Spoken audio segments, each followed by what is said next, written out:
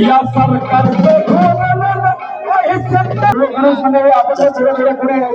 स्वाभिमानी शेतकरी संघ माळशिरस तालुक्यातला मी एक नेता आहे। स्वाभिमानी शेतकरी संघटनेने आज आमच्या माळशिरस तालुक्याने पाठिंबा दिला। आज खासदार रायशेठ साहेब पंढरपूरमध्ये येऊन रोहितदादा पवार यांच्या आंदोलनाला पाठिंबा दिला। आज तिसरा दिवस आहे आंदोलनाचा। जर सरकारने जर नाही दखल घेतली तर आता आम्ही संघटना सगळं शेतकरी संघटना सगळं पक्ष एक झालेत आहे। ही गेंड्याच्या कातडीचं सरकार आहे। जर यांनी जर नाही दखल आमची घेतली कर्जमाफीची सरसकट कर्जमाफी 3 लाखापर्यंत झाली पाहिजे।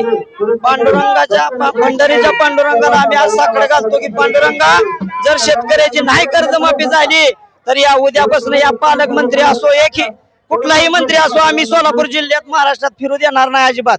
एकाही मंत्र्यांना सोलापूर जिल्ह्यात फिरायचं नाही। आणि शेतकऱ्याला बी मी अल्टिमेटम देतो उद्यापासून जर मंत्र्याची गाडी दिसली तर फोडा। आपल्या आंदोलनाला आधी दखल घेतली पाहिजे आंदोलनाची। सरसकट कर्जमाफी झाली पाहिजे। फसवं सरकार आहे। 100 वेळा ह्याने आपल्याला कर्जमाफी देतो म्हणून हे केलं। उतारा खोरा नुसतं मुख्यमंत्री बोलतोय आपण अजिबात कोणीही बोलत नाही। रोहितदादांच्या उपस्थळी यावं सरकारनं शिष्टमंडळानं आणि कर्जमाफीचा निर्णय लवकरात लवकर ही घ्यावा। आम्ही उद्यापासून रस्ता चालू देणार नाही। रस्ता रोको करणार आहे। महाराष्ट्र बंद ठेवणार आहे उद्यापासून।